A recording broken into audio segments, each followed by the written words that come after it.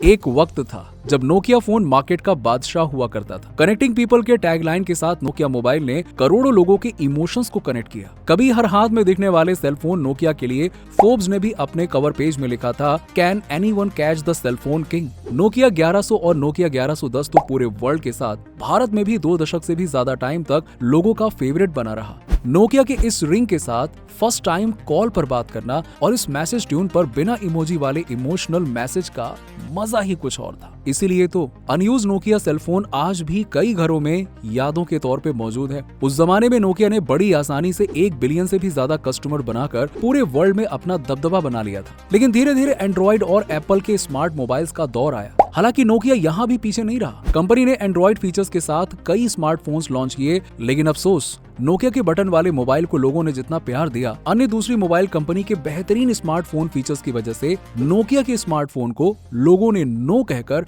Mobile market से बाहर निकाल दिया। लेकिन सवाल ये है कि ऐसा क्यों हुआ? लोगों को फर्स्ट मोबाइल एक्सपीरियंस देने वाली कंपनी नोकिया ब्रांड की तैरती हुई नैया अचानक से डूब कैसे गई? वो कौन सी वजह थी जिसने नोकिया कंपनी को पूरी तरह से बर्बाद कर दिया? आज जानेंगे इस वीडियो में, इसलिए वीडियो के साथ पूरा लास्ट तक बने रहिएगा। दोस्तों, हर जगह सुनाई देने वाली नोकिया की रिंगटोन बदलते समय के साथ कम होने लगी, क्योंकि एंड्रॉइड स्मार्टफोन का दौर आते ही सैमसंग, ओप्पो और वीवो, एमआई जैसी कई बड़े बड़े मोबाइल निर्माता कंपनी कम कीमत पर कस्टमर को काफी अच्छे फीचर्स दे रहे थे। वहीं ज्यादा कीमत वाले बेहतरीन मोबाइल फोन के सेगमेंट में एप्पल के आईफोन ने अपनी जगह बना ली थी, अपनी पकड़ बना ली थी। हालांकि नोकिया ने भी अपने एंड्रॉइड वर्जन वाले मोबाइल को लॉन्च किया, लेकिन ये सफल नहीं हो पाए। लेकिन सवाल ये है क्यों? पूरी बात को अच्छी तरह से समझने के लिए हमें पहले नोकिया की हिस्ट्री को जानना होगा। दोस्तों, आपको बता दें कि साल 1865 में फिनलैंड में नोकिया कंपनी की शुरुआत नोकिया कॉर्पोरेशन के नाम से की गई थी। हालांकि उस समय कंपनी का मोटिव मोबाइल फोन बनाने का बिल्कुल नहीं था। इसीलिए कंपनी ने 160 साल के इतिहास में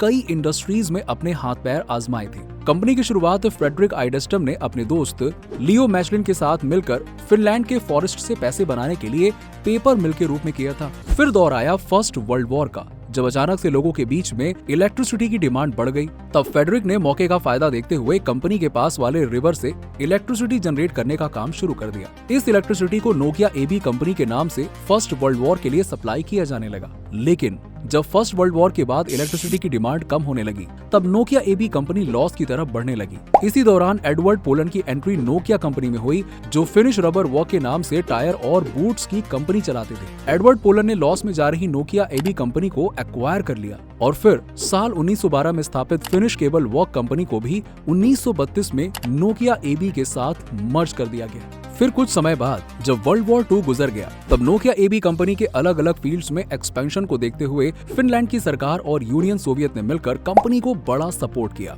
दोस्तों, गवर्नमेंट से फाइनेंशियल हेल्प मिलने के बाद नोकिया एबी कंपनी ने कई सारे और अलग अलग फील्ड जैसे कि plastic, chemicals, TV production, gas mask आदि में काम करना शुरू कर दिया। 1960 के दशक में नोकिया ने दूर संचार में कदम रखते हुए गाड़ियों में यूज होने वाले रेडियो बनाना शुरू किया, जिसे उस समय केवल फिनलैंड की मिलिट्री यूज करती थी। इसके बाद नोकिया ने डिजिटल स्विच को इन्वेंट किया, जिससे टेलीफोन एक्सचेंज की दुनिया में काफी ज्यादा मदद मिली। फिर कुछ समय बीतने के बाद नोकिया के द्वारा टेलीफोन के अपडेटेड वर्जन को मार्केट में लाया गया, जिसके बाद फिनलैंड में वर्ल्ड का फर्स्ट सेलुलर नेटवर्क लगाया गया। फिर साल 1980 में नोकिया एबी ने फर्स्ट कार फोन लॉन्च किया। मोबिरा सेनेटर नाम का ये फोन सिर्फ कार में ही ऑपरेट होते थे, जो वजन में भी लगभग 10 किलोग्राम का था। इसके वजन को 10 की जगह 5 करते हुए साल 1984 में इसका अपडेटेड वर्जन मोबिरा टॉकमैन लॉन्च किया गया। फिर साल 1987 में एक और फोन लॉन्च किया गया, जिसका नाम रखा गया मोबाइल सिटी मैन। अब इस फोन के आते ही टेलीकॉम फील्ड में नई क्रांति आ गई। ये फोन वजन में मात्र 800 ग्राम का था,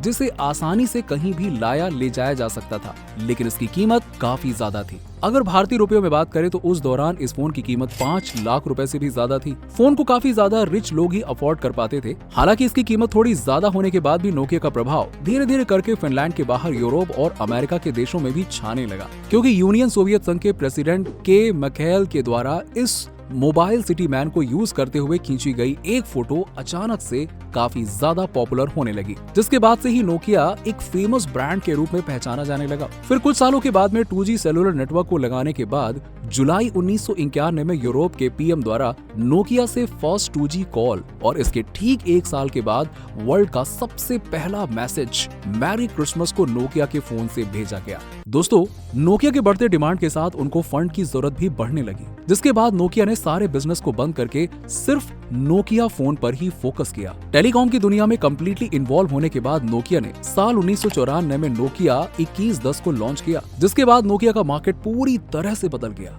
क्योंकि ये न्यू डिजाइन और इजी टू यूज फीचर्स के मार्केट में लाई गई थी। इसमें 400 mAh की battery, sleek design, text message sending end receiving facility, miss call alert के साथ नोकिया का आइकॉनिक रिंगटोन, जो कि आज तक उसकी पहचान है, इसी नोकिया 2110 के साथ लाया गया था। दोस्तों, अब नोकिया काफी डिमांडिंग कंपनी, काफी बड़ी कंपनी बन चुकी थी। उनके पास लगातार सेल्स के डिमांड आने लगे थे और अपने डिमांड चैन की सप्लाई को बढ़ाने के लिए 1997 में नोकिया ने 6110 को लॉन्च किया। नोकिया के इसी वर्जन के साथ 2 हाथों वाले कनेक्टिंग पीपल का होम स्क्रीन आज तक लोगों के माइंड में बसा हुआ है। फिर साल 1999 में नोकिया 3210 मार्केट में लाया गया, जिसमें नोकिया का बाकी वर्जन में रहने वाले एक्सटर्नल एंटीना को इंटरनल एंटीना में कन्वर्ट कर दिया गया। साथ में टेक्स्ट मैसेज में कुछ फीचर्स टेक्स्ट भी ऐड किए गए, जो आज के समय में भले ही नॉर्मल है, लेकिन उस समय में ये वाकई में चमत्कार कहें या अद्भुत कहें, ऐसा होता था। इस तरह नोकिया ने साल 2000 तक वर्ल्ड के आधे से ज्यादा टेलीकॉम मार्केट पर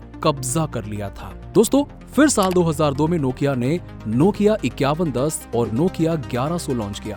नोकिया 1100 एक ऐसा फोन है जिसे हम में से काफी सारे लोगों ने यूज किया होगा, और इसी साल फर्स्ट 3G फोन और फर्स्ट कैमरा फोन N7650 भी लॉन्च किया गया। इसके बाद नोकिया बड़ी तेजी से लोगों की पसंद बनता जा रहा था। दोस्तों, इस फोन की एक खासियत ये भी थी कि कंपनी इसकी क्वालिटी के साथ कॉम्प्रोमाइज नहीं कर रही थी, और इसीलिए तो बहुत बार गिरने के बाद भी नोकिया के फोन जल्दी टूटते नहीं थे। नोकिया विश्व के सबसे ज्यादा सेलिंग फोन बेचने वाली कंपनी रही, लेकिन इतनी बड़ी कंपनी रहने वाली नोकिया साल 2006 आते आते ही डाउनफॉल की ओर बढ़ने लगी, जबकि मोबाइल का एक्चुअल ग्रोथ तो इसी समय से ही शुरू हुआ था। दोस्तों, नोकिया एप्पल और अन्य टेलीकॉम कंपनी की वजह से डाउनफॉल की ओर तो बढ़ा ही, लेकिन इतनी बड़ी कंपनी के लॉस में जाने का एक रीजन में कंपनी के कुछ इंटरनल कॉन्फ्लिक्ट भी थे, जिसमें साल 2006 में नोकिया के CFO का कंपनी को छोड़ के जाना भी शामिल था, क्योंकि इनके जाने के बाद कंपनी का मैनेजमेंट पूरी तरह से चेंज हो गया था।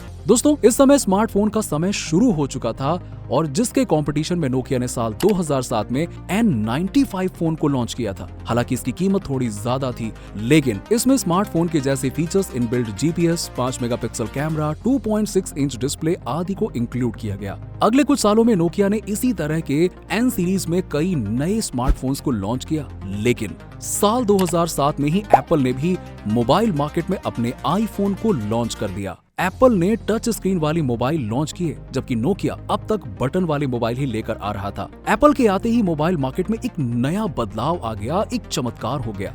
इसके बाद गूगल ने भी मोबाइल मार्केट में एंड्रॉइड स्मार्टफोन के साथ कदम रखा। इस तरह एप्पल, नोकिया और गूगल के बीच में ऑपरेटिंग सिस्टम का कंपटीशन शुरू हो गया। नोकिया सिम्बियन यूज किया करता था। दोस्तों, नोकिया जो कि उस समय सबसे बड़ी मोबाइल ब्रांड थी, तो वो स्मार्टफोन फीचर से कैसे दूर रहते। इसीलिए साल 2008 में नोकिया ने पूरी तरह से टच स्क्रीन वाले स्मार्टफोन को लॉन्च किया। लोगों ने नोकिया ब्रांड की वजह से नोकिया को काफी सपोर्ट किया, लेकिन आने वाला समय नोकिया के लिए बुरा साबित होने लगा, क्योंकि एप्पल और एंड्रॉइड के मोबाइल के कंपैरिजन में नोकिया के सॉफ्टवेयर काफी खराब परफॉर्मेंस देने लगे थे। नोकिया हमेशा से डिजाइन से ज्यादा क्वालिटी पर ज्यादा ध्यान देना चाहती थी।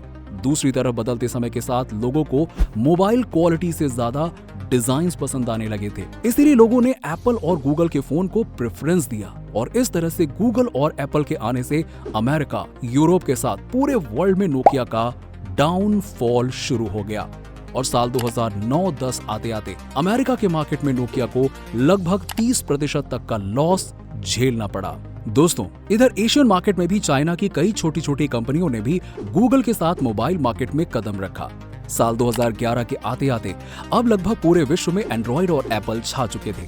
एंड्रॉइड और एप्पल के बढ़ते क्रेज को देखते हुए नोकिया ने खुद के ऑपरेटिंग सिस्टम बनाकर कई स्मार्टफोन को लॉन्च किया, लेकिन नोकिया का कोई भी स्मार्टफोन नोकिया 1100 की तरह लोगों की पसंद नहीं बन पाया। अब दोस्तों, एक तरफ गूगल ने हर एक ऐप डेवलपर को ऐसा प्लेटफॉर्म प्रोवाइड कर दिया कि सारे ऐप डेवलपर ही एंड्रॉइड प्लेटफॉर्म पर एप्लीकेशन बना सकें। इससे सैमसंग, वीवो, ओप्पो, MI जैसे नई नई कंपनियां भी अपने नए फोन को एंड्रॉइड ओएस पर लॉन्च करना स्वीकार कर चुकी थी, जिससे गूगल एंड्रॉइड का इकोसिस्टम काफी ज्यादा मजबूत हो गया। वहीं नोकिया एंड्रॉइड से जुड़ने के बजाय माइक्रोसॉफ्ट के विंडो ऑपरेटिंग सिस्टम के साथ जुड़ गया, जो पहले ही लैपटॉप और डेस्कटॉप की दुनिया का सम्राट है। लेकिन मोबाइल की दुनिया में अब भी इसका ऑपरेटिंग सिस्टम काफी ज्यादा पीछे है। विंडो के ऑपरेटिंग सिस्टम के साथ नोकिया ने लूमिया नाम का एक फोन लॉन्च किया, लेकिन नोकिया का लूमिया भी लंबे समय तक लोगों के हाथ में नहीं टिक पाया और इस तरह से धीरे धीरे करके नोकिया का अस्तित्व ही खत्म होने लगा। दोस्तों, नोकिया फोन के साथ आपका एक्सपीरियंस कैसा रहा? आपके पास कौन सा नोकिया फोन था? कमेंट सेक्शन में कमेंट करके जरूर बताइएगा। वैसे मेरे पास नोकिया 6600 था। वीडियो अच्छी लगी हो तो वीडियो लाइक कीजिएगा, शेयर कीजिएगा और ऐसी ही इंटरेस्टिंग वीडियो देखने के लिए हमारे दीप शिक्षा चैनल को सब्सक्राइब कर लीजिएगा।